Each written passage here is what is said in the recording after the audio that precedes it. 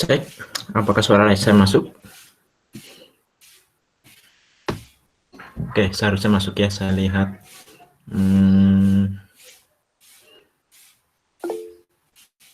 Oke, masuk. Baik, terima kasih responnya. Sebelumnya saya buka dulu. Assalamualaikum warahmatullahi wabarakatuh. Selamat pagi dan salam sejahtera bagi kita semua. Semoga teman-teman di sini semuanya dalam kondisi sehat, bahagia, dan bagi yang teman-teman sedang menjalankan ibadah puasa, semoga puasanya masih belum ada yang bolong ya sampai hari ini, dan semoga hari ini juga lancar sampai sore nanti. Hari ini kita masuk ke pertemuan yang ke-10. Nah, teman-teman bisa lihat di layar ya, di layar presentasi saya menampilkan PowerPoint yang akan saya presentasikan.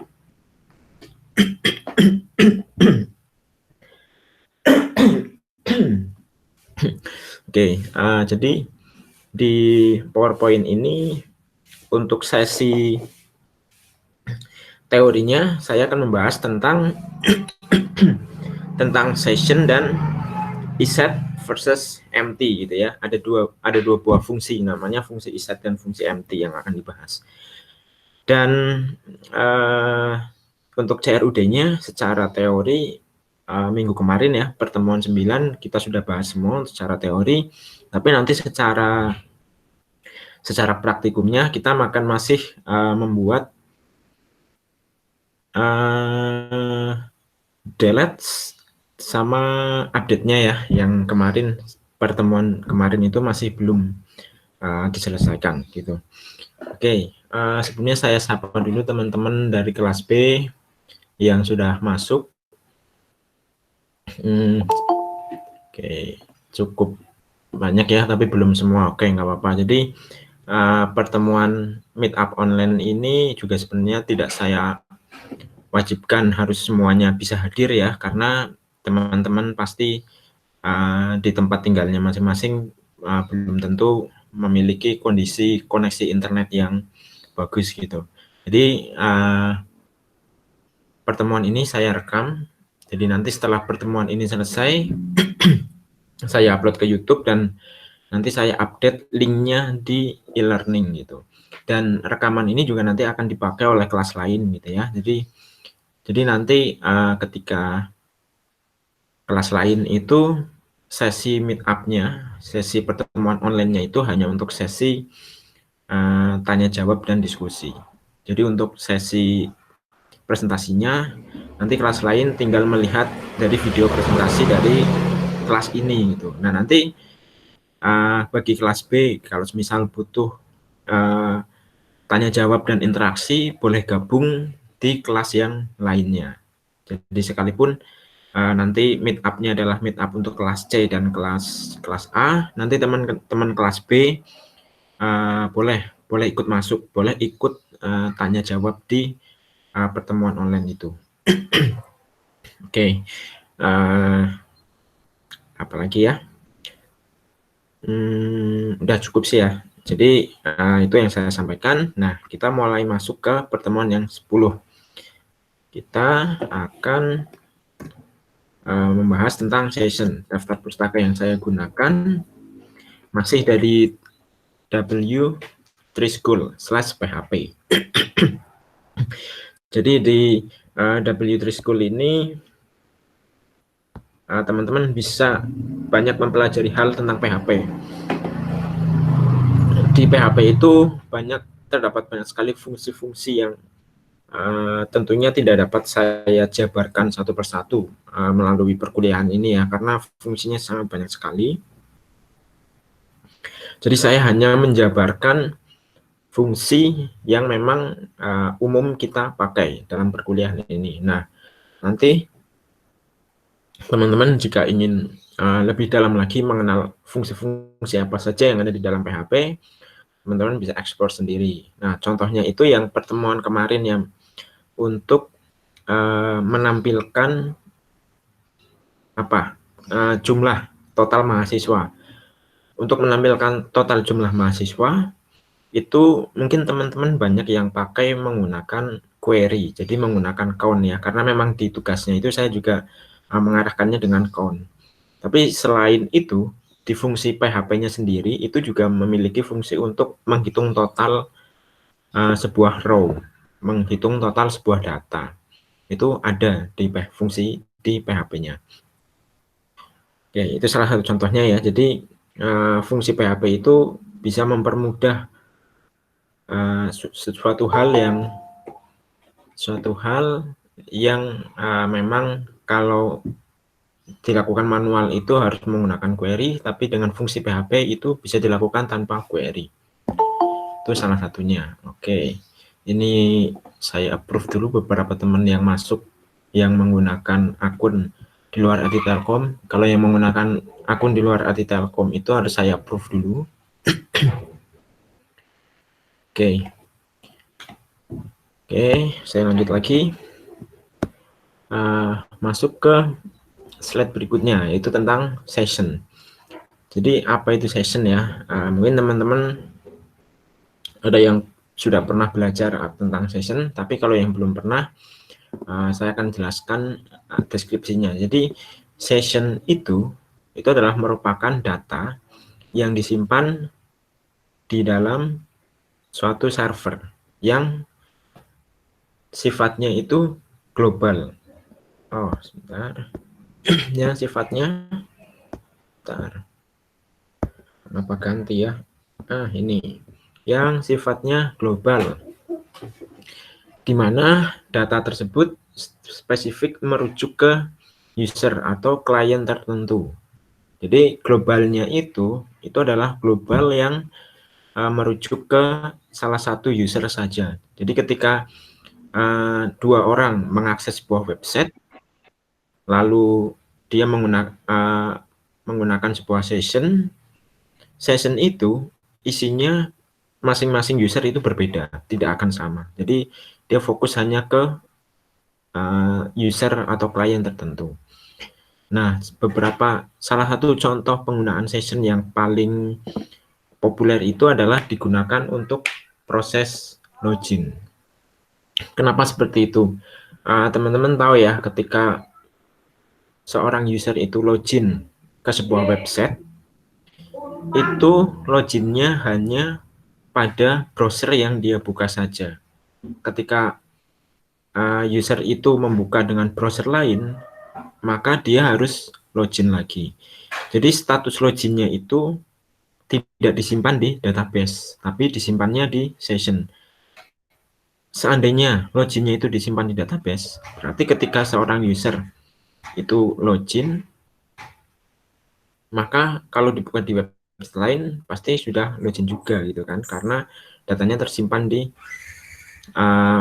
database. Oleh karena itu bukanlah hal yang aman ya untuk melindungi sebuah data. Maka digunakanlah sebuah session di mana data login itu akan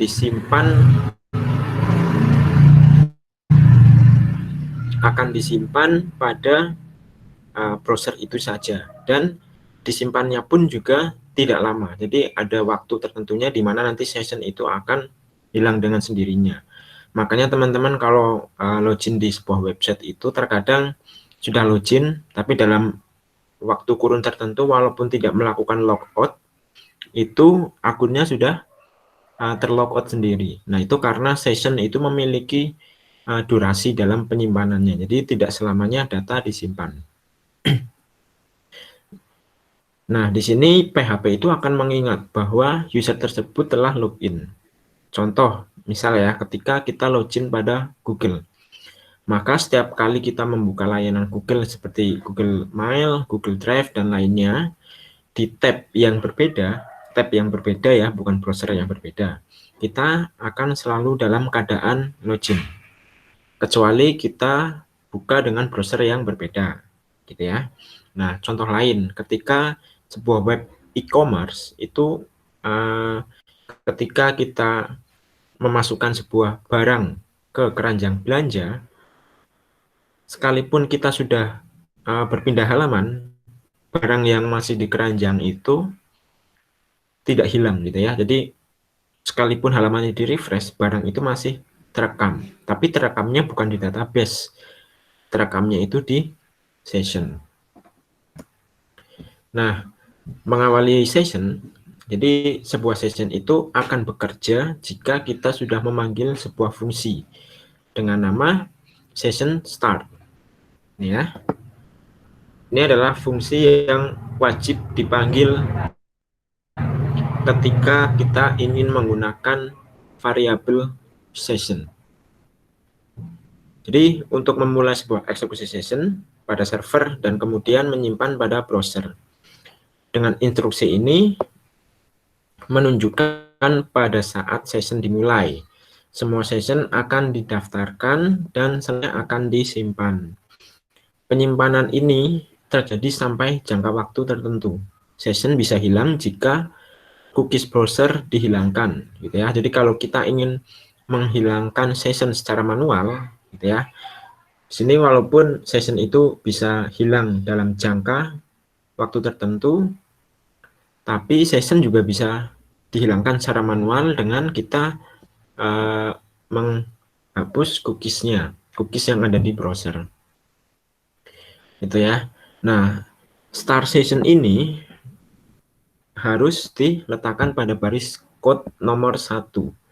Sebenarnya tidak wajib nomor 1 ya, tapi amannya itu diletakkan di nomor 1. Kenapa demikian? Karena session start itu dia akan mengalami error kalau diletakkan setelah output.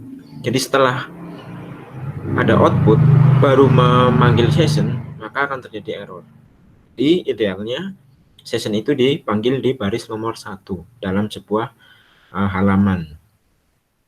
Nah, output ini yang dianggap sebagai output itu adalah sekalipun sebuah variabel hanya dipanggil dan isinya hanyalah spasi, maka itu tetap dianggap sebagai output. Dan session jika dipanggil setelah adanya output, maka session akan terjadi error. Nah, selanjutnya ini adalah key session. Jadi session itu adalah sebuah variabel di mana dia sifatnya itu sama persis seperti array. Sama persis seperti array. Jadi bisa dibilang ya antara yang kemarin kita pelajari itu ada get, lalu ada post ya, dan sekarang jelek banget tulisannya. Oke. Dan sekarang ada session. Nah, ketiga-tiganya ini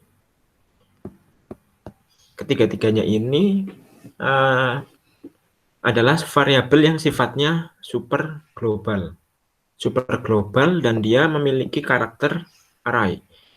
Jadi variabelnya hanya satu, tapi dia dapat menyimpan data banyak dalam bentuk array.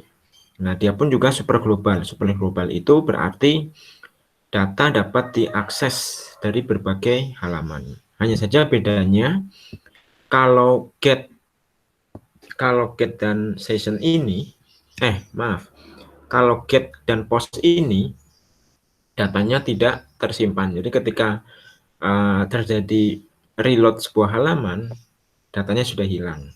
Tapi kalau yang session mau di reload berapa kali pun datanya tidak akan hilang.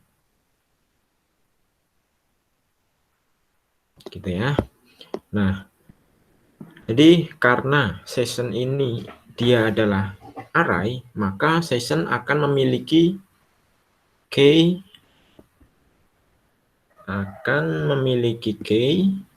dan memiliki value. Kita tahu ya, array itu pasti ada key-nya dan ada value-nya. Kalau di session ya, atau di get atau di post, key-nya itu tidak harus dalam bentuk angka atau indeks 0, 1, 2, 3, itu tidak harus ya. Jadi kita bisa mengisi key-nya itu dengan sebuah nama apa ya, nama sebuah identitas dari nilainya. Nah, contohnya seperti di bawah ini. Tadi diasumsikan kita sudah memanggil session start ya. Setelah session start dipanggil, selanjutnya kita akan menyimpan sebuah data ke dalam session. Nah, ini session user, session role, sama session login time ini adalah key-nya ya. Ini adalah key-nya. Nah, lalu ada Agus PH, ada admin, ada det. Ini adalah value-nya. Value dari masing-masing identitas session yang dibuat. Nah, caranya ya sama persis ya. Jadi sama persis kalau kita menggunakan array di PHP. Jadi kita panggil variabelnya, lalu kita isi key-nya, lalu kita isi value-nya. Nah, masing-masing untuk mengisi key dan value kita harus menggunakan petik ya, petik 1 atau petik 2. Tapi kalau semisal data yang diisi berupa numerik ya, berupa data numerik, itu tidak perlu digunakan petik. Kalau kita menggunakan numerik lah ya, tidak perlu menggunakan petik. Nah, ini cara untuk mengisi data ke dalam session. Nah, data ini nanti akan tersimpan cukup lama di browser, sekalipun halaman di reload berkali-kali. Nah, ini contohnya ya, contoh kode secara full. Jadi yang pertama, kita harus panggil session dulu, lalu kita panggil, bukan panggil ya, kita mengisi session. Jadi sessionnya kita akan tentukan bahwa session username isinya adalah Daniel. Nah, terus untuk membaca dari isi session itu sendiri, caranya pun sama seperti kita kalau membaca data dari get atau data dari post. Teman-teman masih ingat caranya membaca dari get dulu? Kalau dari get itu berarti kita panggil variabelnya ya. Nah, gini, $_ get gitu ya. Nah, kalau yang dipanggil ini, maka yang muncul adalah keseluruhan data yang dikirim melalui get. Tapi kalau kita ingin memanggil secara spesifik, kita tambahkan key-nya. Misal kita akan panggil alamat gitu ya.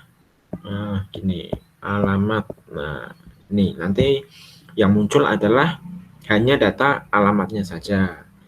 Begitupun kalau kita ingin menggunakan untuk post. Nah, postnya ya sama, tinggal ini diganti post. Nah, gitu. Nah, untuk session pun ya sama ya berarti. Jadi tinggal ini diisi jadi session.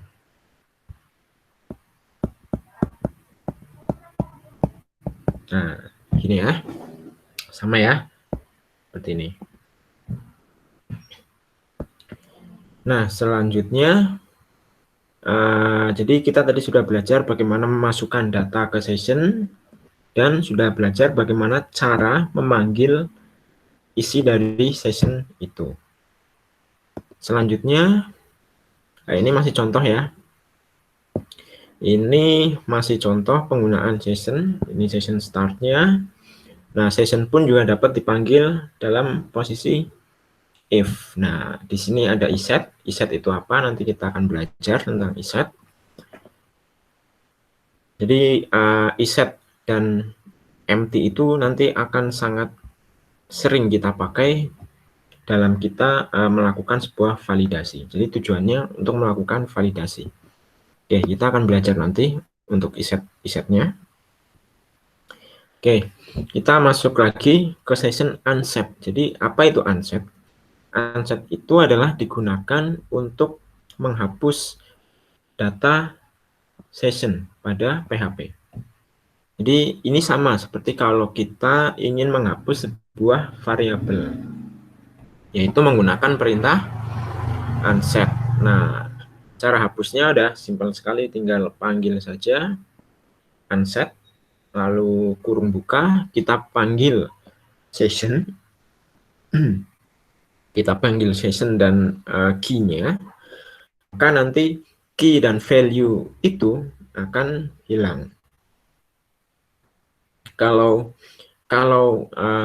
sudah di unset, maka ketika kita panggil menggunakan ini ya, kita panggil menggunakan ini, maka akan terjadi error karena session itu sudah tidak ada, sudah hilang, gitu ya. Oke, saya rasa cukup mudah ya buat teman-teman. Nah, selanjutnya ada session destroy. Session destroy ini digunakan untuk mengakhiri sebuah session pada PHP. Nah, kita gunakan perintah ini. Kalau kita menggunakan perintah ini ya, yaitu session destroy, maka file session itu secara keseluruhan ya, kalau yang unset ini menghapus satu persatu. Jadi semisal kita membuat sebuah session yang isinya ada banyak, mana ya tadi contohnya? Ini ya, kita membuat session yang isinya ada banyak.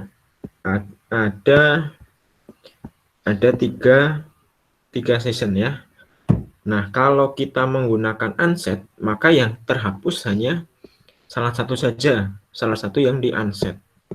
Nah, tapi kalau kita menggunakan destroy, dia akan menghapus semuanya. Jadi, semua session ini akan terhapus sekaligus kalau kita menggunakan session destroy. Nah, umumnya session destroy ini akan dipanggil ketika sebuah user itu menekan tombol logout. Jadi ketika sebuah fungsi logout itu bekerja, di dalamnya terdapat sebuah session destroy agar data-data yang tersimpan di session itu dihapus. Ini tujuannya adalah untuk keamanan, gitu ya. Jadi nanti ketika si user itu meninggalkan browser, nanti data si user itu sudah hilang, gitu ya. Nah, ini untuk session. Sebelum saya lanjut, adakah dari teman-teman yang ingin bertanya terkait session?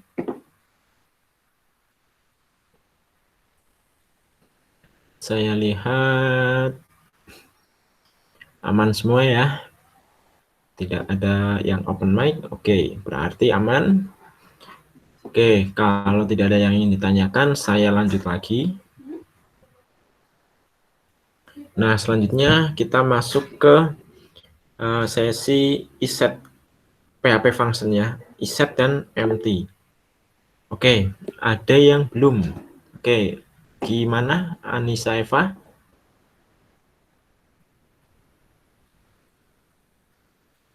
Boleh open mic atau mau tanyakan lewat chat juga boleh.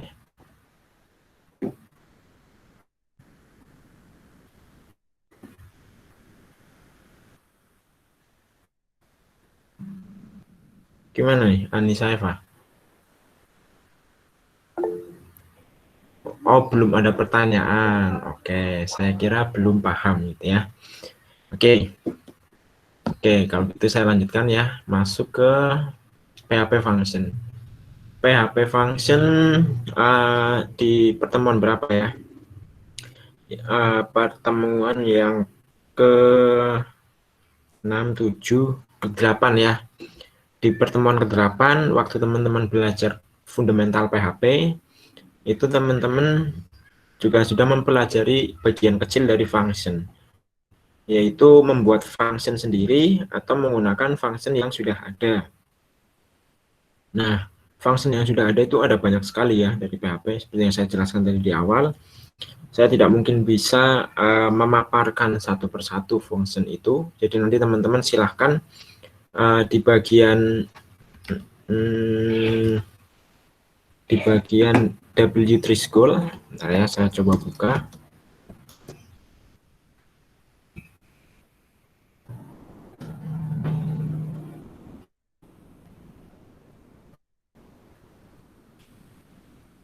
Saya presentasikan dulu.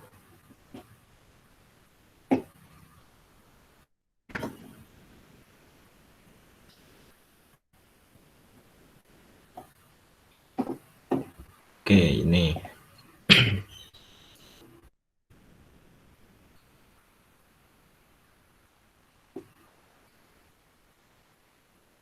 Oke, ini ya. Jadi ini halaman W3 School. Teman-teman dulu sudah belajar tentang function di sini. Jadi ada built-in function. Jadi kalau built-in function itu adalah function yang sudah ada di PHP. Coba kita buka.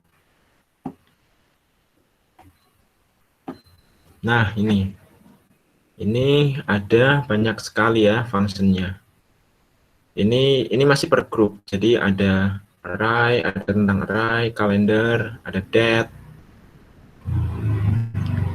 Coba saya next. Nah, ini baru function untuk array-nya saja. Baru function untuk array-nya saja. Banyak sekali ya. Nah, ini ada fungsi count juga nih. Jadi array itu bisa di count. Di dalam array itu fungsinya ada berapa? Itu bisa digunakan ini. Terus kalau iset dan iset mana? Iset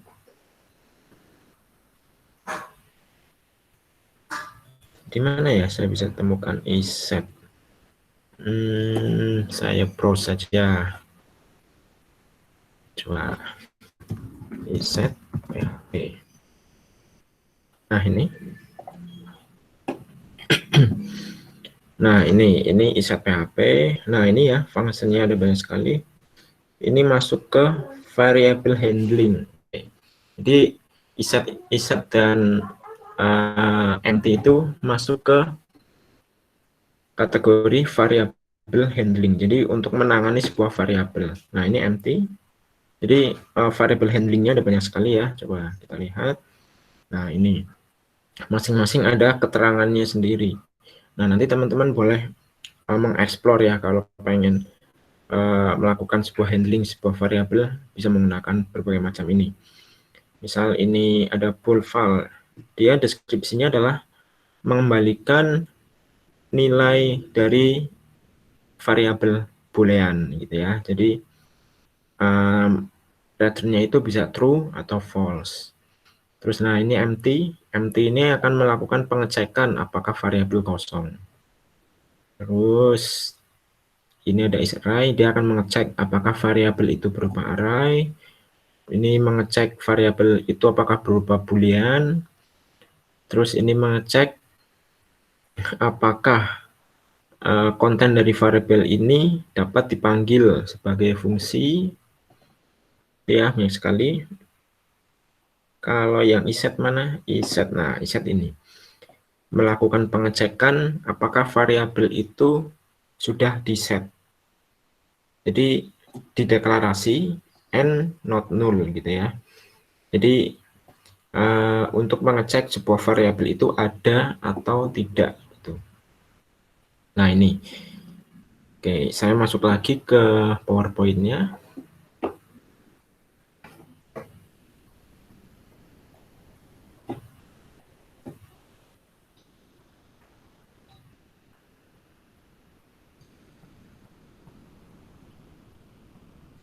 Oke, ini ya. Nah, di sini iset itu adalah salah satu perintah PHP yang berfungsi untuk memeriksa sebuah objek atau variabel. Yang diperiksa itu apanya? Yaitu apakah ada atau tidak. Fungsi iset ini akan tetap bernilai true meskipun nilainya dari suatu objek tidak terisi atau kosong. Nah, kuncinya ini ya. Jadi karena iset ini adalah digunakan untuk mengecek adanya sebuah variabel ada atau tidak, maka pada iset ini itu tidak diperlukan variabel itu harus ada isinya. Jadi sekalipun sebuah variabel itu, semisal saya akan membuat sebuah variabel nama gitu ya, lalu saya kosongkan atau saya isi 0. Nah, namanya itu 0. Ketika saya cek menggunakan iset, maka dia outputnya nanti berupa true. Kenapa true? Karena variabel ini ada sekalipun datanya kosong. Nah, ketika iset ini saya gunakan untuk melakukan pengecekan alamat gitu ya, sedangkan variabel alamat itu tidak pernah ada di sini, maka nanti hasilnya berupa nilai false gitu ya. Nah, sedangkan empty ini adalah merupakan fungsi yang digunakan untuk mengecek objek atau variabel yang kosong. Ini ya, kuncinya ini, yang kosong. Kalau iset ada atau tidak, tapi kalau empty kosong atau tidak kosong. Nah, fungsi ini bermanfaat untuk mengecek dan mencegah inputan yang kosong. Hal yang harus diperhatikan ya, sekalipun isi variabelnya itu berupa spasi, spasi akan dianggap sebagai satu karakter. Nah, kalau empty ini, ketika ada sebuah variabel name, nama itu ya, dan namanya kosong, ini ya, petik-petik gitu, kosong. Maka ketika dicek dengan empty, dia hasilnya berupa true karena kosong. Tapi kalau misal variabelnya ada isinya, sekalipun isinya itu berupa spasi ya. Nah, saya kasih jarak ini ya, karena di sini ada spasi, di sini ada spasi. Ketika dicek menggunakan empty, maka dia hasilnya false, gitu ya. Jadi kedua variabel ini masing-masing akan menghasilkan nilai true jika variabelnya ada. Untuk iset ya, dia akan true jika variabelnya ada. Maka ketika empty, dia akan menghasilkan true ketika variabelnya ada dan kosong, gitu ya. Ada dan kosong. Itu untuk menghasilkan nilai true dari empty. Nah, masing-masing ini akan menghasilkan nilai false jika variabelnya tidak ada. Ini empty akan menghasilkan nilai false ketika variabelnya ada dan mempunyai isi. Gitu ya. Nah, contoh penggunaannya itu seperti ini. Jadi, untuk yang iset ini, ini adalah saya ambil dari proses simpan ya, proses simpan yang pertemuan ke-9 kemarin. Jadi untuk melihat kondisi kapan itu seharusnya insert dan kapan itu seharusnya update, itu bisa dilihat dari ketersediaannya kolom mahasiswa ID. Nah, teman-teman kemarin waktu melakukan insert data, itu tidak ada kolom mahasiswa ID ya. Tidak ada. Kenapa? Karena mahasiswa ID itu di-generate secara auto increment oleh database. Jadi user tidak perlu menginputkan mahasiswa ID. Tapi ketika update, user itu harus mengirimkan ID. ID untuk apa? ID untuk memberitahu bahwa yang diupdate adalah data dengan mahasiswa ID tertentu, supaya update-nya hanya terjadi di salah satu data saja. Nah, supaya nanti filenya itu tidak terlalu banyak ya, misal kita membuat simpan data itu datanya filenya sendiri, Lalu kalau kita ingin membuat proses update juga datanya sendiri, nanti berarti terlalu banyak file. Nah, biar tidak terlalu banyak file, kita bisa gunakan hal semacam ini. Jadi cukup satu file, tapi di dalam satu file itu ada dua proses, yaitu update dan insert. Insert ini, wah kok sudah, terima kasih, belum. Ini ya, jadi insert ini akan membaca sebuah post ini, apakah ada post dengan mahasiswa ID atau tidak. Jika ada, maka lakukan insert. Jika bukan ya, kebalik. Jika ada, maka lakukan update. Jika ini ya, jika ada lakukan update, jika tidak ada lakukan insert. Itu oke. Saya tinggal sebentar karena di depan ada tamu ya, sebentar ya, saya tinggal sebentar.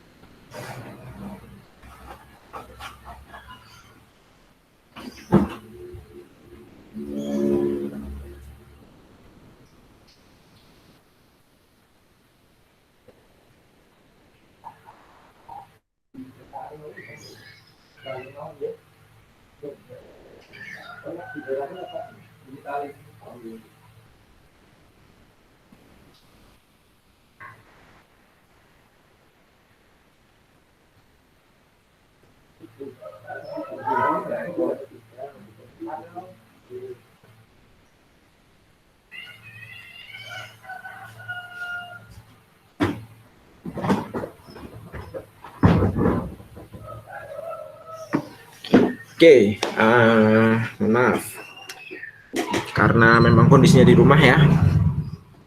Oke, lanjut lagi. Tadi kita sudah membahas tentang iset.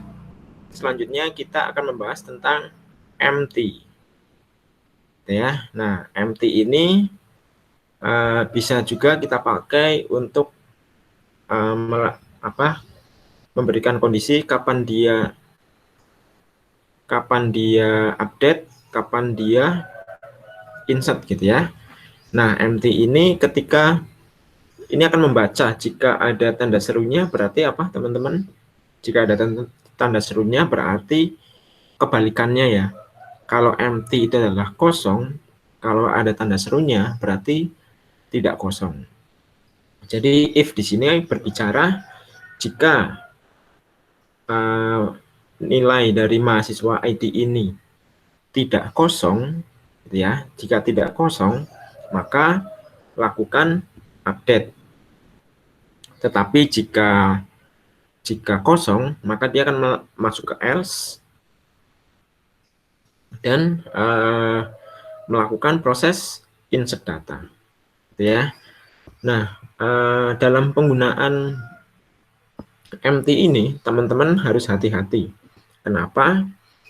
Ketika variabel ini tidak ada, maka coding ini akan terjadi error. Ya, karena variabel yang dipanggil itu tidak ada, maka dia akan error. Tapi kalau variabelnya ada, baru dia dapat bekerja. Itu yang harus diperhatikan dari empty. Maka dari itu kalau misal kita ingin menggunakan empty, kita harus membuat if lagi di sini.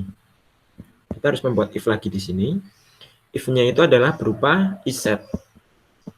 Ini ya. Iset bla bla bla bla bla. Terus buka, tutup. Kenapa begitu? Iset ini kan tadi kita tahu ya, iset adalah tujuannya untuk membaca variabel itu ada atau tidak gitu. Sedangkan kalau kita memanggil sebuah variabel dan variabelnya tidak ada, pasti akan terjadi error. Makanya kita harus lakukan iset dulu. Pastikan variabel yang akan dipanggil di empty ini ada. Nah, memastikan adanya menggunakan iset. Nah, ketika sudah pasti ada, barulah dikerjakan blok ini. Ya, ini tentunya akan menambah banyaknya kode ya di dalam file kita nanti. Maka dari itu teman-teman benar-benar harus jeli kapan menggunakan iset dan kapan menggunakan empty. Dua-duanya ini memiliki keuntungannya sendiri-sendiri, tapi juga memiliki kelemahannya sendiri-sendiri juga. Jadi tinggal teman-teman idealnya akan memakai yang mana. Tujuannya adalah untuk memperpendek kode di file kita. Semakin pendek, gini, idealnya sebuah coding itu semakin kompleks fiturnya, otomatis semakin panjang kodenya. Itu pasti seperti itu ya. Tapi untuk melihat kualitas suatu kode itu dapat dilihat dari panjang atau pendeknya kode yang ada. Jadi semisal ada dua buah halaman ya. Ada dua buah halaman. Oke. Ada dua buah halaman. Dua halaman ini memiliki fitur yang sama. Fiturnya sama persis. Misal ada 4 fitur ya. 4 fiturnya pun sama persis semua. Nah, untuk melihat coding mana sih yang lebih bagus? Ini atau ini gitu ya. Nah, untuk melihatnya kita bisa melihat dari kode yang ada. Semakin pendek kodenya, maka kualitasnya akan semakin bagus. Gitu ya. Ya, teman-teman tahu kalau codingnya banyak pasti itu akan lebih susah dibaca dibanding kalau codingnya sedikit. Nah, untuk membuat sedikit atau panjangnya kode itu nanti tergantung dari teman-teman bisa memanfaatkan masing-masing fungsi yang ada itu dalam suatu kondisi tertentu paling tepat itu menggunakan yang mana. Oke, begitu ya. Selanjutnya, slide terakhir adalah slide terima kasih untuk materinya. Nah, selanjutnya saya masuk ke modul praktikum. Saya buka dulu modulnya.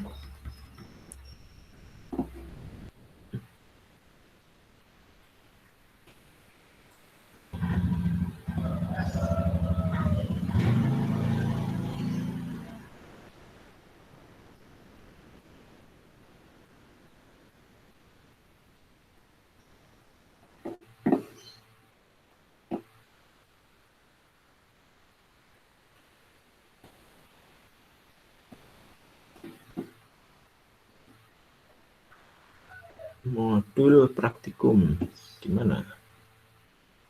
Di sini ya harusnya. Oh, salah. Bukan.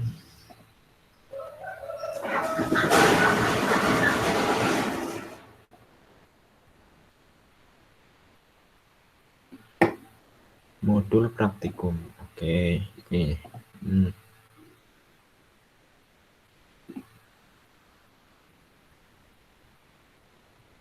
Oke, ini ya. Kita masuk ke modul praktikumnya.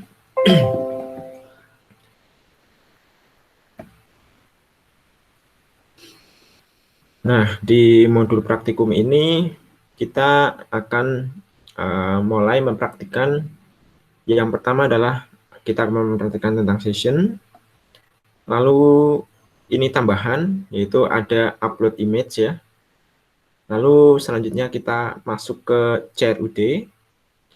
Dan yang terakhir ada message notification dengan session gitu ya.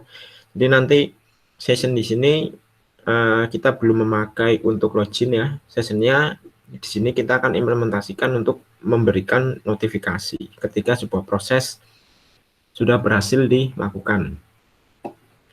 Oke, saya akan menjelaskan dari modulnya ya. Nanti teman-teman silahkan setelah ini boleh langsung mengerjakan, atau saat ini teman-teman masih sudah mengerjakan juga tidak apa-apa.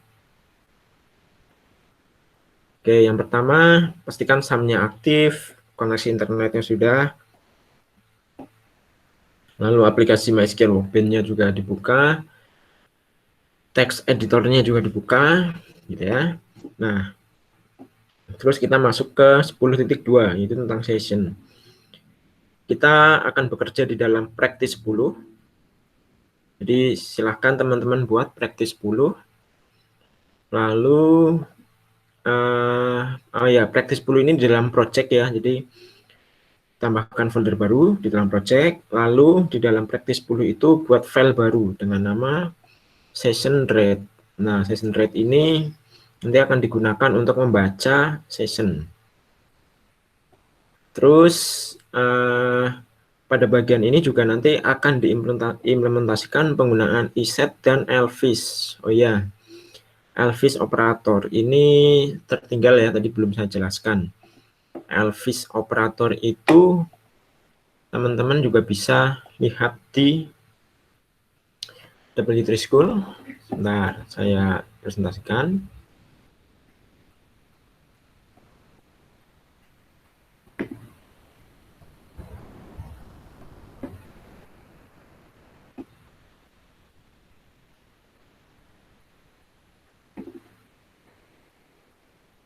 Oke ya, ini W3 School untuk elvis operator. Itu kita bisa lihat di sini. Nah, teman-teman juga harusnya sudah membaca ya apa itu elvis operator. Elvis itu bahasa lainnya sih. Kalau di sini ada di bagian bawah. Oke, ini ya namanya ternary. Ternary itu apa artinya? Bahasa Indonesia juga sama ya, ternary. Nah, di bahasa Indonesia juga sama, ternary. Nah, kalau penggunaan nama Elvis itu sebenarnya identik kalau kita pakai di Kotlin ya, teman-teman yang dulu mengikuti pemrograman perangkat bergerak yang menggunakan Kotlin, mungkin masih ingat gitu. Ada istilah operator Elvis. Nah, kalau di PHP namanya ternary. Nah, cara kerjanya sama sih. Jadi intinya ternary atau Elvis itu dia bekerja selayaknya kalau kita menggunakan kondisi if. Ya, jadi kondisi if tetapi dia lebih sederhana. Oke. Saya coba buka ke VS Code dulu. Saya buat file baru. Bentar ya, nanti saya presentasikan.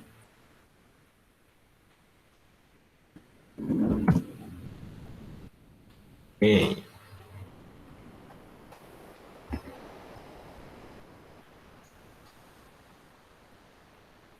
VS Code.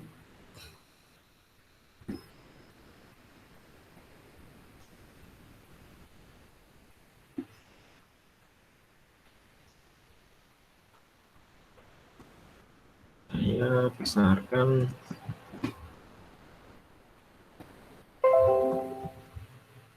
Oke, ini ya kelihatan ya.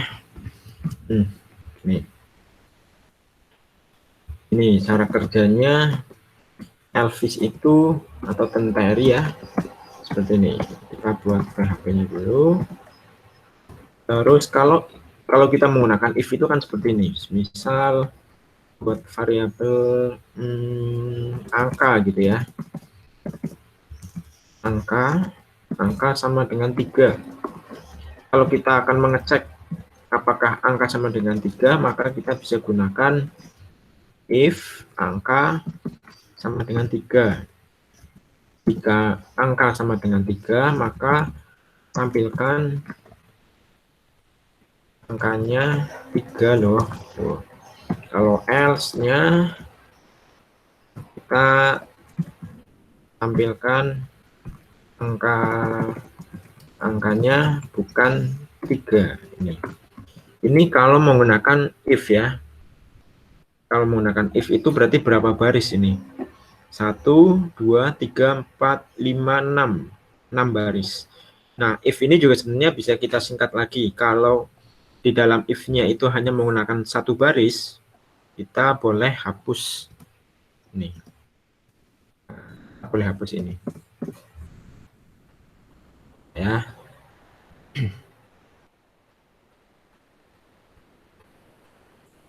PHP.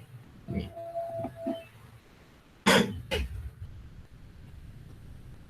Praktis 10. Oke, saya coba. Oh, mending presentasinya layar saja ya.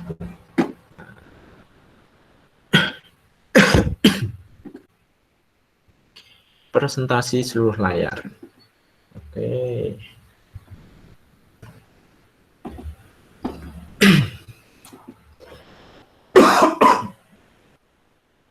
Oke.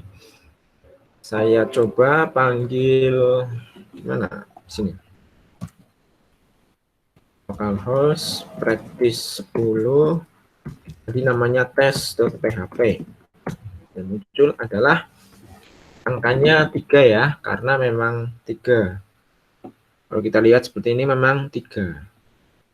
Nah, ini ya tadi ya, kalau misal di dalam if hanya 1 baris, kita bisa hapus kurung kurawalnya. Tapi kalau 3 baris, coba kita lihat.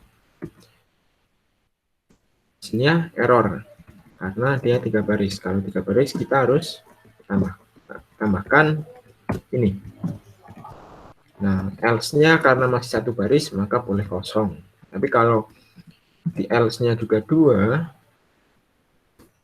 dia akan tidak error, tapi yang kedua ini akan dieksekusi di luar else. Ini akan bekerja.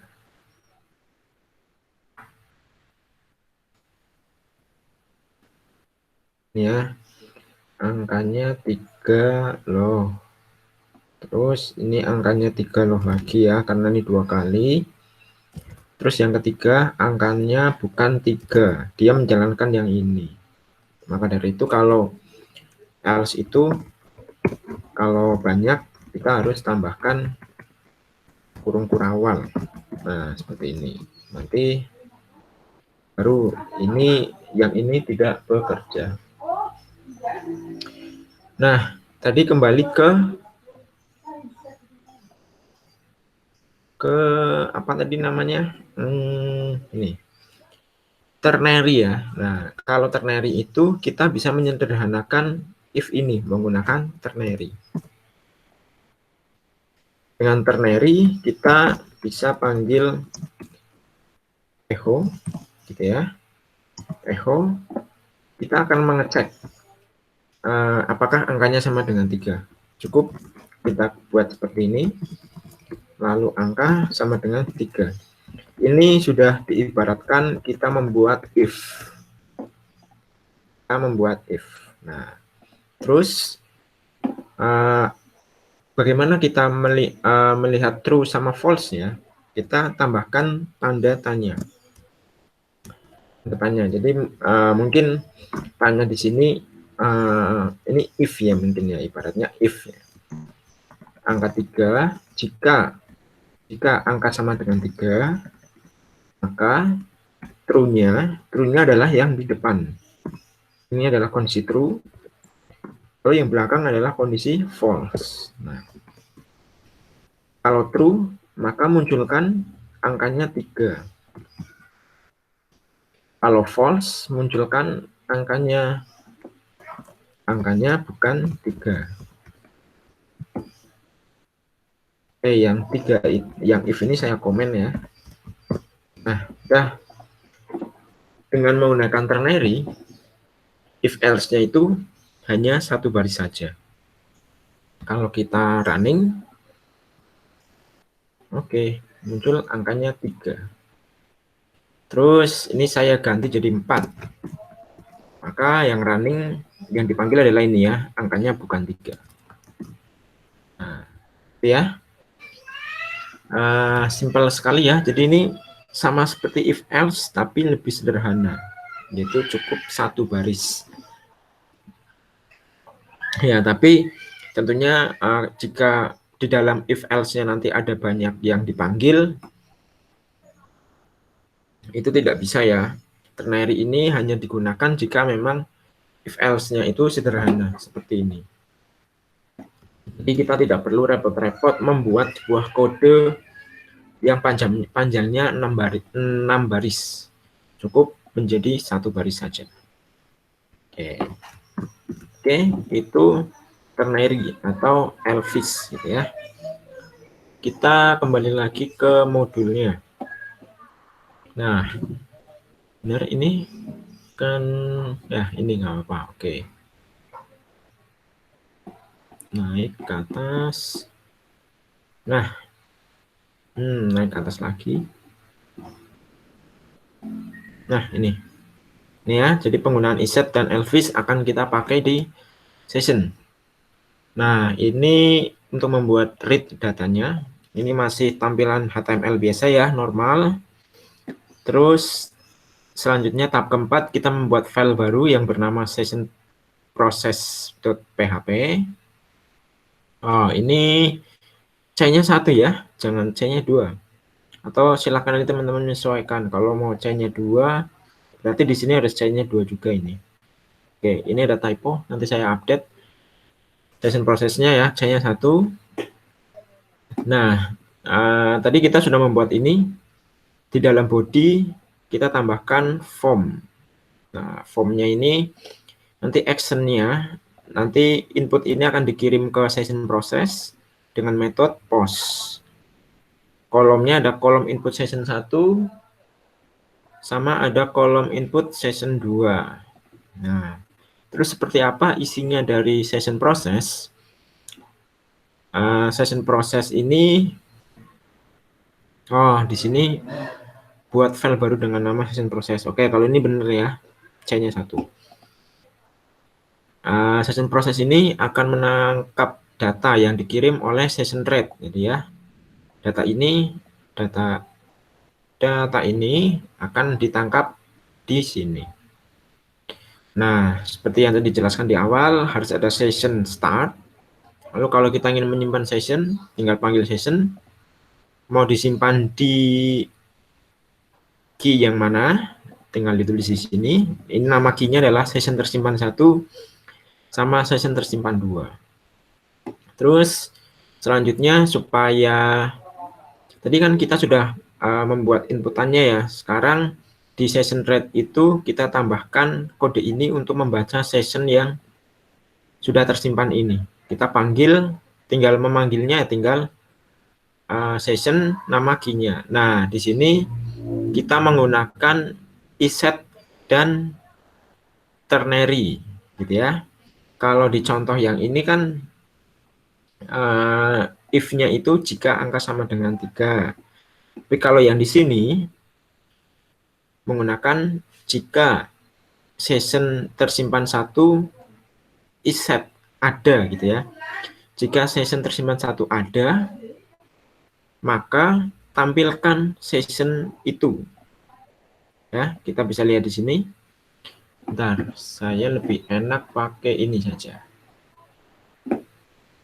Nah, ini lebih enak. Ini. Jika ini ada, maka true-nya adalah panggil ini. Maka jika ini tidak ada, maka panggil session 1 kosong. Begitu juga untuk session yang kedua. Lakukan iset juga. Jika ada panggil isinya, jika ada tampilkan session kosong. Jika di running, tampilannya seperti ini ya.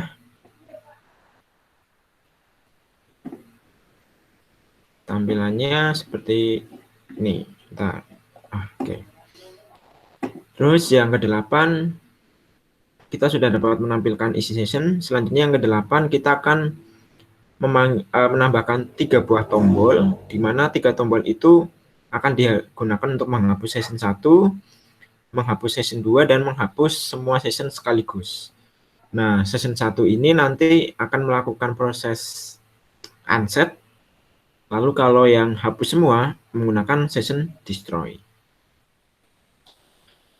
Prosesnya sama ya, semua akan dikerjakan pada session proses, hanya saja variabelnya berbeda-beda. Variabel proses ini nanti isinya hapus session 1, hapus session 2, hapus semua session. Di sini menggunakan proses get, metode get. Get itu tidak perlu menggunakan form, tapi bisa langsung ditulis dalam URL seperti ini. Nah, nanti tinggal dipanggil proses, tinggal dipanggil get proses, gitu ya. Coba kita lihat bagaimana isi dari session prosesnya. Nah, session prosesnya seperti ini. Nah, kita akan menggunakan if ya. Jika get-nya ada, maka kita akan membaca isi masing-masing prosesnya. Tapi jika get-nya tidak ada, maka bukan tidak ada ya, jika ini tidak terpenuhi, maka akan membaca lagi. Jika post-nya ada, maka prosesnya adalah menyimpan session. Tapi jika get-nya ada, prosesnya adalah menghapus, gitu ya. Nah, di sini kan tadi kita mengirim proses yang berbeda-beda. Proses yang pertama adalah hapus session 1. Kita cari hapus session 1. Ini ya. Jika yang dikirim adalah hapus session 1, maka kita akan melakukan unset ke session 1. Jika yang dikirim adalah hapus session 2, maka yang di-unset adalah di-unset adalah session tersimpan 2. Terus jika yang dikirim adalah hapus semua session, maka ini ya. Maka yang dikerjakan adalah session destroy. Nah, sampai tahap ini semua fitur selesai. Tampilannya seperti ini. Jadi kalau disimpan, sessionnya akan terisi. Jika session 2 dihapus, maka muncul session 2 kosong. Begitu ya, itu yang untuk session. Nah, selanjutnya masuk ke upload image. Nah, yang upload image ini saya ambil codingnya dari W3 School ya. Nanti teman-teman kalau mau akses di W3 School juga boleh. Itu ada di mana? Di mana ya? Upload. Advanced, di sini ya. Bagian PHP Advanced, lalu PHP File Upload. Nah, di sini. Ya, betul. Nah, ini saya jelaskan di modul saya. Nah, modulnya yang ini. Nah, yang pertama silakan nanti teman-teman membuat file baru namanya upload view. Kodenya ini ya, di upload view itu nanti akan mengirim data ke upload proses, metodenya post. Nah, kalau kita akan mengupload sebuah file, kita harus menambahkan atribut yang namanya nType. Di dalamnya berisikan multipart dan form data. Kalau tidak ada ininya, maka file tidak dapat dikirimkan. Ya. Nah, file akan di input melalui sebuah komponen input dengan tipenya file ya. Biasanya kalau kita menginput teks, tipenya adalah teks. Karena kita menginput file, maka tipenya file. Namanya adalah gambar contoh, ID-nya juga gambar contoh. Lalu tombol submit ini untuk mengeksekusi proses pengiriman ke upload proses. Nah, selanjutnya kita membuat sebuah file baru yang namanya upload proses. Terus tambahkan kode ini. Nah, ketika nanti kita sudah melakukan submit ya, maka gambar contoh ini akan terkirim ke sini. Nah, bedanya kalau kita ingin mengakses sebuah file, itu tidak menggunakan post. Sekalipun di sini post ya, kita tidak menggunakan post, tapi menggunakan files. Oke, yang digunakan adalah variabel files. Terus namanya apa? Namanya gambar contoh. Kalau kita ingin mengambil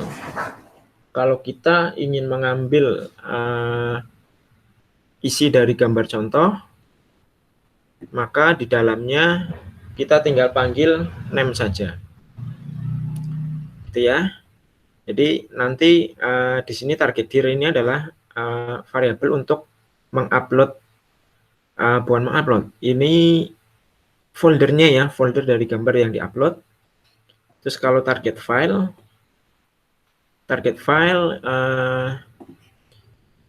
ini nanti nama foldernya, lalu ini nama filenya. Jadi nama file yang diupload itu akan kita beri nama apa, gitu ya. Kalau di sini contohnya nanti file akan diberi nama sesuai file yang diupload. Terus ini ada error false. Ini digunakan untuk kondisi ya. Jadi kalau errornya false berarti proses upload dilakukan. Tapi kalau errornya true, proses upload tidak dilakukan. Terus ini ada image file type. Ini untuk membaca tipe dari image yang akan kita upload. Apa ya? Ekstensi gitu ya. Untuk membaca ekstensinya. Terus tambahkan kode lagi. Nah, ini untuk membaca apakah submit ada atau tidak gitu ya, dibaca dengan iset. Jika ada, maka lakukan pengecekan apakah image-nya itu ada atau tidak di dalam file temporary. Karena kalau di PHP ini nanti gambar yang akan diupload dia akan disimpan dulu ke temporary gitu. Nanti dia akan dicek apakah di temporary itu sudah ada atau belum gitu. Jika hasilnya bukan false gitu ya, artinya true, maka filesnya itu ada, errornya tetap false. Tapi kalau gambarnya tidak ada, maka file is not image ya, filenya tidak ada. Nah, di sini ini nih. Ini salah ini. Ini harusnya bagian error ini harusnya true. Oke, nanti saya update ya. Ini seharusnya true. Terus tambahkan kode lagi yang keempat. Ini adalah untuk mengecek apakah target file yang akan disimpan. Kita tadi sudah membuat target file ya di atas. Target file ini ya. Kita sudah membuat ini. Apakah target file itu sudah ada atau belum di dalam foldernya. Jika sudah ada, maka tampilkan sorry, file sudah ada.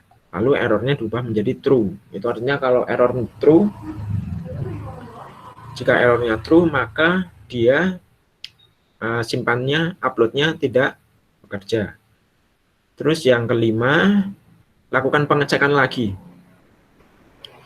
Jika gambarnya itu ukurannya lebih dari 500 kilobyte, maka simpan di errorkan gitu ya, errornya menjadi true. Terus yang keenam, jika gambarnya itu bukan JPG, bukan PNG, dan bukan JPEG, dan juga bukan GIF, maka tampilkan sorry, only JPG, JPEG, PNG, dan GIF file yang diizinkan untuk diupload. Lalu errornya dibuat true. Terus yang ketujuh, ini yang terakhir. Jadi jika errornya true, gitu ya, maka proses upload tidak dilakukan. Di sini kalau setiap error terjadi, kalau setiap kondisi itu validasinya validasinya itu tidak terpenuhi, maka semua akan dibuat error. Nah, tujuannya adalah untuk membaca di sini. Jika error, maka tidak dilakukan upload. Tapi jika tidak error, maka panggil fungsi move upload file. Panggil move upload file. Di dalamnya kita masukkan file yang ada di temporary. File yang ada di temporary ini kita kirim ke folder upload dengan nama yang sudah kita tentukan di atas. Namanya ini ya tadi. Kita sudah menentukan namanya di sini. Ini untuk menentukan namanya. Terus kalau sudah berhasil, ya udah tampilkan file sudah di-upload. Jika gagal, tampilkan sorry, error uploading. Gitu ya. Itu untuk proses uploadnya. Nanti hasilnya seperti ini. Nanti kolomnya tinggal dipilih, pilih gambarnya. Kalau sudah berhasil akan muncul pesan seperti ini. Terus kalau kita cek di folder upload, maka file sudah ada. Nah, nanti di praktis 10 ditambahkan folder upload ya, untuk menyimpan gambarnya. Itu. Terus selanjutnya masuk ke CRUD-nya, CRUD untuk delete. Nah, untuk delete itu kita perlu menambahkan tombol delete.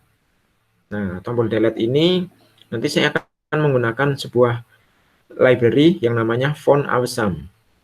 Nah, Font Awesome ini perlu teman-teman tambahkan dulu dengan cara ketikkan npm install Font Awesome.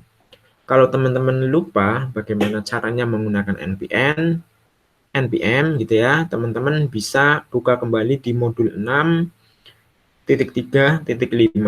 Itu caranya seperti itu. Terus kalau kita sudah menginstal Font Awesome, selanjutnya kita panggil ya, jangan lupa kita panggil Font Awesome-nya dengan cara ini. Di bawahnya Bootstrap CSS, kita panggil ini. Oke, kalau sudah maka nanti icon keranjang sampahnya muncul di sini. Ini adalah nanti digunakan untuk hapus data. Secara tampilan sudah. Selanjutnya kita buat file baru namanya hapusdata.php. Di dalamnya kita isikan kode ini. Nah, kita lihat di sini ada query delete from mahasiswa, where mahasiswa ID. Dia menggunakan get ya. Kenapa menggunakan get? Kita simak di atas. Nah, di sini dia mengirimkan sebuah variabel. Variabel ini dikirimkan menggunakan get. Sekali lagi ya, get itu tidak perlu menggunakan form, tapi cukup kita panggil URL-nya, lalu kita gunakan tanda tanya, nama variabelnya, isinya apa? Isinya adalah mahasiswa ID. Nah, terus di sini akan dieksekusikan ke query-nya, lalu jika hasil eksekusi itu berhasil, maka di hasilnya true, maka data berhasil terhapus ya, lalu kirim, kembalikan ke index.php. Jika gagal juga sama, kembalikan ke index.php. Oke, itu hapus. Lalu untuk update, juga silakan ya teman-teman diikuti. Kita sama menggunakan font dari Font Awesome. Kita akan memanggil gambar pensil ya, untuk melakukan edit. Terus tombolnya ini ya, nanti teman-teman silahkan diikuti. Nanti hasilnya seperti ini. Ada tombol pensil dan ada tombol keranjangnya. Keranjang untuk hapus, pensil untuk update. Nah, untuk update-nya, kita akan copy dari file index.php. Index.php-nya itu kita copy, lalu kita paste dengan nama update form. Ya. Nah, ini di update form nanti ada beberapa penambahan ya. Penambahan ini adalah untuk memanggil data mahasiswa yang akan diedit. Jadi supaya data dari mahasiswa yang akan diedit itu muncul di sini. Tuh. Terus lalu kita uraikan masing-masing datanya. Ini di pada file update form ya. Jadi nanti di update form itu pada value-nya kita menguraikan data yang sudah kita panggil, kita uraikan di sini, sama uraikan di select-nya ya. Tuh. Terus cek ke bawah. Nah, terus tambahkan tombol untuk batal. Batal itu untuk kembali ke halaman sebelumnya, yaitu ke halaman indeks. Hasilnya seperti ini. Nah, ini nanti otomatis akan muncul kalau kita menekan tombol editnya, gitu ya. Kalau batal ditekan, dia akan kembali ke indeks. Kalau update datanya ditekan, dia akan mengupdate data ini. Terus selanjutnya ada apa lagi?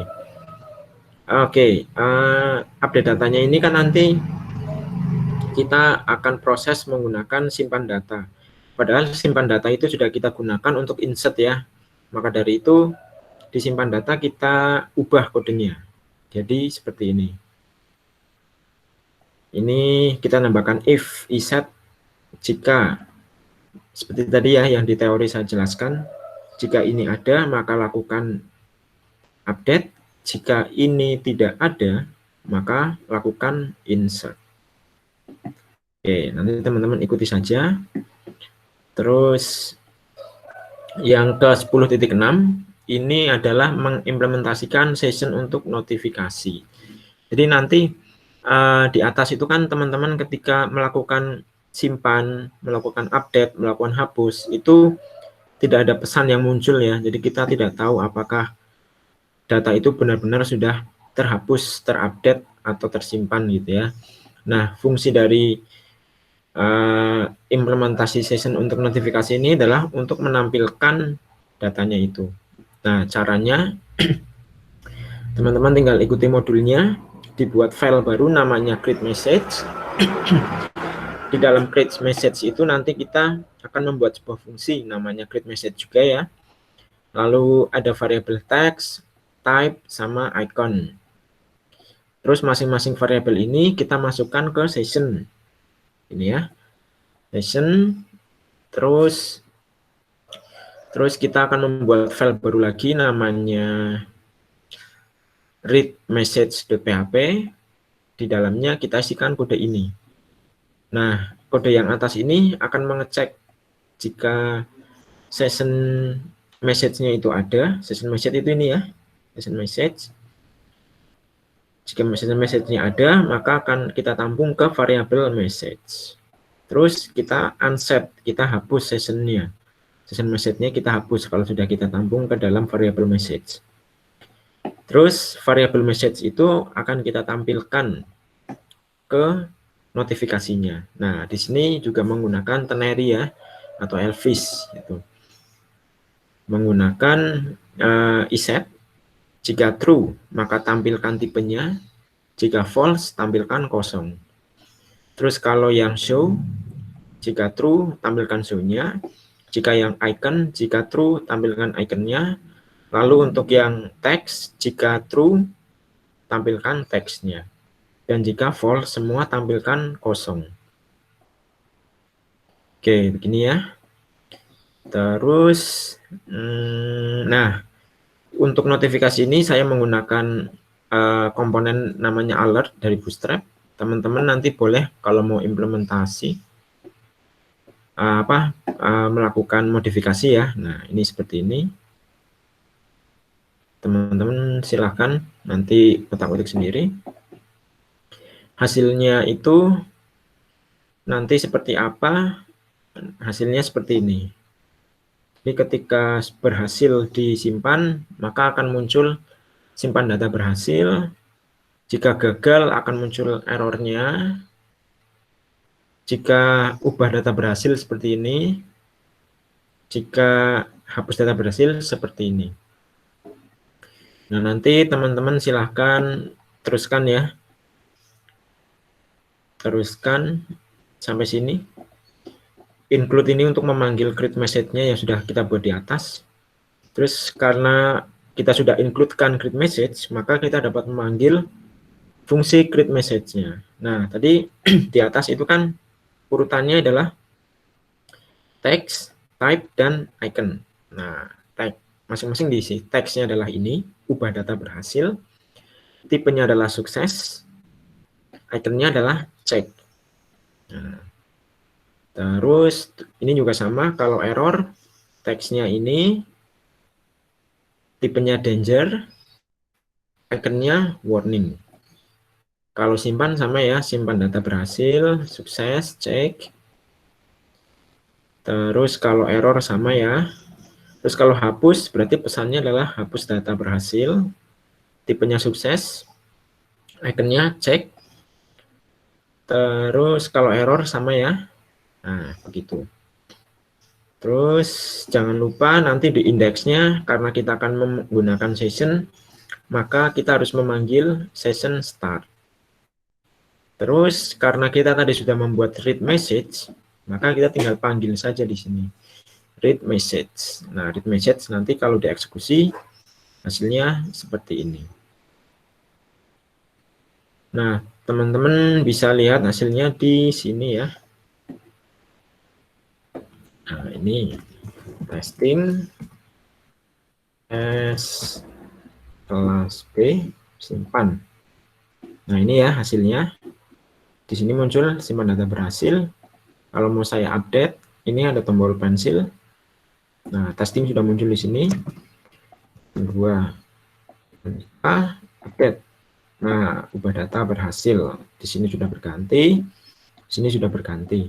Kalau ingin kembali ke indeks, tekan tombol batal. Oke, itu ya. Oke, selanjutnya saya jelaskan tentang keaktifannya. Keaktifannya selesaikan modul ini, lalu push dan commit ke GitLab. Deadline keaktifan sesuai dengan tanggal kelas masing-masing pukul 8 malam WIB gitu ya. Silakan nanti teman-teman dikerjakan maksimal tanggal jam 8 malam. Terus tugasnya, nah ini saya jelaskan tugasnya. Kerjakan seluruh isi modul, lalu tambahkan kolom baru pada tabel mahasiswa untuk menyimpan lokasi foto. Jadi nanti seperti ini, di MySQL Workbench, teman-teman update ini, save. Nah, buka ya, buka practice DB, ini yang lokal, nama kalau yang lokal kan namanya DB practice 9, pakai nama DB practice 9 nggak apa-apa. Terus masuk ke mahasiswa, klik kanan, nggak usah klik kanan, diarahkan saja mouse-nya, nanti bagian tengah ini ada icon, apa ini namanya, icon setting ya, icon apa, icon, ya pokoknya icon seperti ini ya, ini icon biasanya dipakai untuk setting, kita klik aja. Nah, tambahkan kolom baru di sini, namanya foto varchar 45, oke cukup. Lalu kita tarik ke atas biar jangan di bawah. Nah, seperti ini. Kalau sudah, kita tekan apply sekali lagi, finish. Nah, terus kita tutup. Kita buka kembali. Nah, sekarang kolom foto sudah ada. Ini ya. Tambahkan kolom foto. Terus kalau sudah ditambahkan, nanti pada saat proses insert, tambahkan pada tampilan webnya. Bentar, pada tampilan web saat insert data dan update data, tambahkan kolom untuk memasukkan foto. Jadi nanti mana ya tadi, ini. Jadi nanti di sini ada form, ada kolom lagi untuk menambahkan foto ya. Jadi nanti ketika simpan data, datanya itu ada fotonya. Terus nanti fotonya tampilkan di sini. Foto yang di-upload itu tampilkan di sini. Terus kalau edit pun sama. Nanti di sini ada kolom edit untuk mengubah fotonya. Nah, cara kerjanya gimana? Oke, saya akan berikan apa ya petunjuknya. Di bagian proses upload foto ini, mana tadi ya? Upload foto. Nah, ini pada bagian step 7, ini kan jika errornya itu false, maka dia akan menyalakan ini. Jika move upload filenya berhasil, maka akan menampilkan file has been upload. Nah, bagian ini nanti insertnya ada di dalam sini. ketika insert ya. Ketika proses insert dilakukan, maka query insert-nya ada di dalam sini. Jadi gambar sudah diupload, barulah di-insert. Nah, nanti kolom foto itu, kolom foto yang ada di tabel foto ini, yang ada di tabel mahasiswa, diisi apa? Diisinya adalah berupa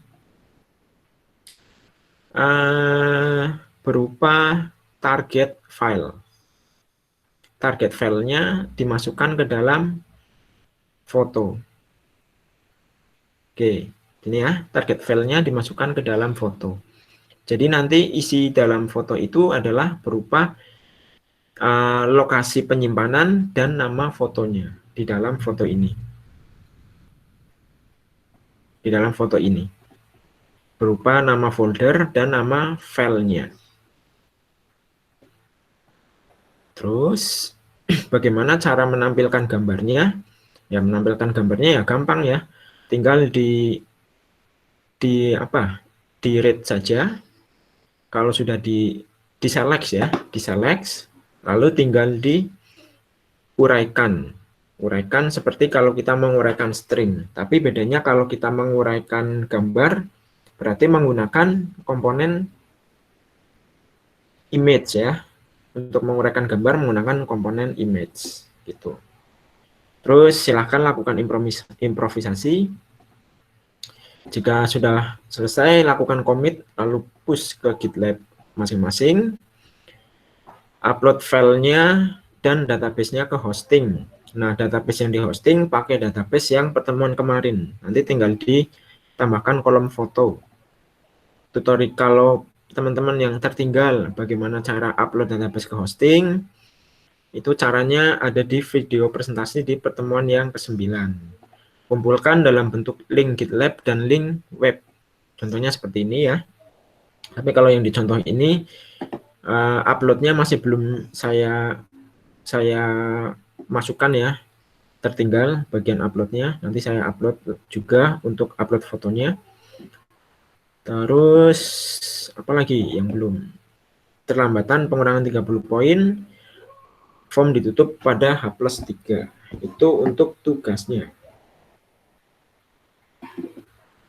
Oke, sampai sini dari teman-teman kelas B. Ada yang ingin ditanyakan terkait tugasnya? Silakan boleh open mic atau chat. Boleh.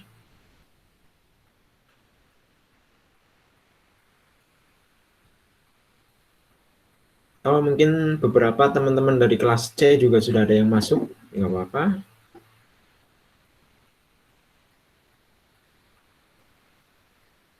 Silakan jika ada yang ingin ditanyakan. Masih saya buka.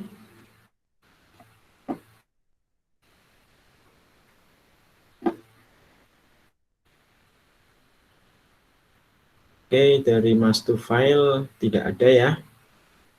Oke, kalau dari teman-teman kelas B sudah tidak ada yang ingin ditanyakan, saya akhiri pertemuan ini. Sebelumnya saya ucapkan mohon maaf jika dalam pertemuan ini terdapat kesalahan, baik itu sengaja ataupun tidak sengaja ya. Setelah ini silakan teman-teman dilanjutkan belajarnya. Silakan mulai dilanjutkan modulnya. Terus apalagi? Jika setelah ini masih ada kesulitan, silahkan boleh tanyakan ke saya atau ke Mas Lahdi dan Mas Wildan. Oke, sebelum saya tutup, coba saya akan cek di GitLab. Saya mau melihat biasanya teman-teman sudah banyak yang mulai mengerjakan. Saya cek. Bentar, koneksinya lambat ya.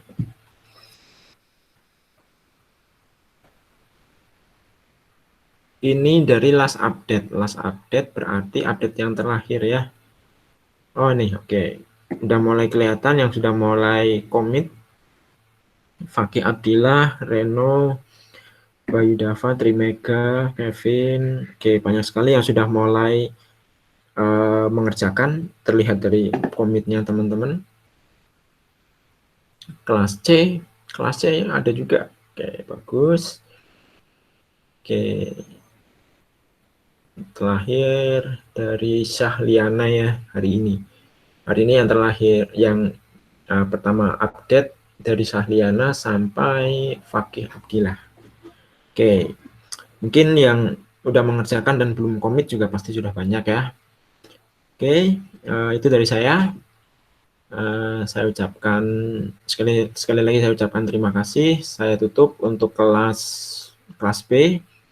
Dan dari saya, wassalamualaikum warahmatullahi wabarakatuh.